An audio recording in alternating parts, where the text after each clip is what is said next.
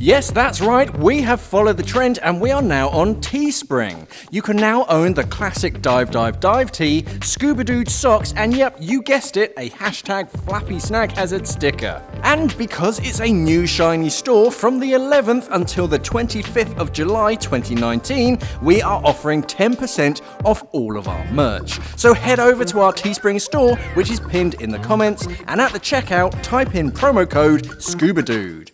Offer only applies to Simply Scuba Teespring store and not simplyscuba.com. All orders are handled and completed by Teespring directly.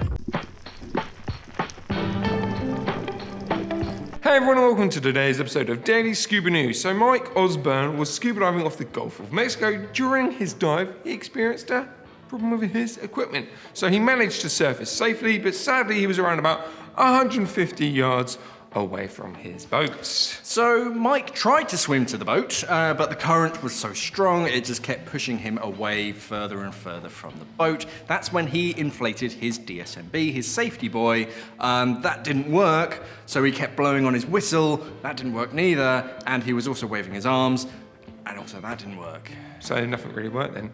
So about 10 minutes after surfacing, he lost sight of the boat. And it wasn't until 2.5 hours later he was actually seen by someone again, or should I say he saw someone again. A search and rescue helicopter passed over him. Again, he tried to get their attention, but it didn't work.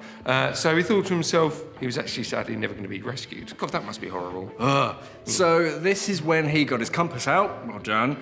He faced south and started kicking towards the shoreline.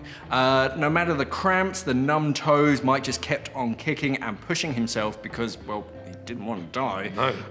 And then after 7 hours, he was spotted by a dive boat. 7 hours. One of the divers on board, this is quite funny, but also not so, he shouted out to him, "Hey, do you need a ride?" Yep. As you know. So as soon as the diver jumped into the water, Mike pretty much just hugged him until he was aboard the boat. Mike stated that getting into the boat was the best feeling he'd ever had, being, and that being stranded has actually given him a new lease of life. Yeah. It would be weird if it didn't. Yeah. Let's be honest. I mean, one of the first things that we teach you, anywhere diving in current, you swim into the current so that when you're tired, it brings you back to the boat. You don't swim with the current and then try and swim to the boat against the current. Hey, the greatest thing is that it hasn't put Mike off scuba diving though. In fact, he actually plans to hit the water pretty soon, which is just awesome. Yeah, he's got a good mentality there. Good on you, Mike. That's why you have the right attitude. That's what you have to be. Anyway, have you ever been stranded while scuba diving? Have you ever sort of experienced anything like this? If so, what went on in your head? Let's have a respectful, let's be nice to him. Everyone gets stranded now again. It wasn't his fault. No.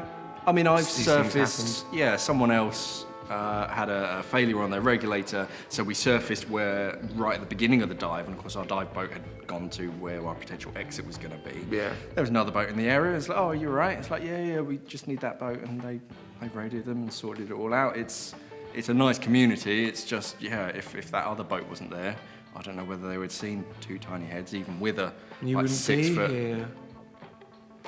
Anyway, let's have a chat in the comments. If you enjoyed this video, don't forget to give it a like, share it with your buddies, and smash on that little bell icon to stay up to date with all things scuba.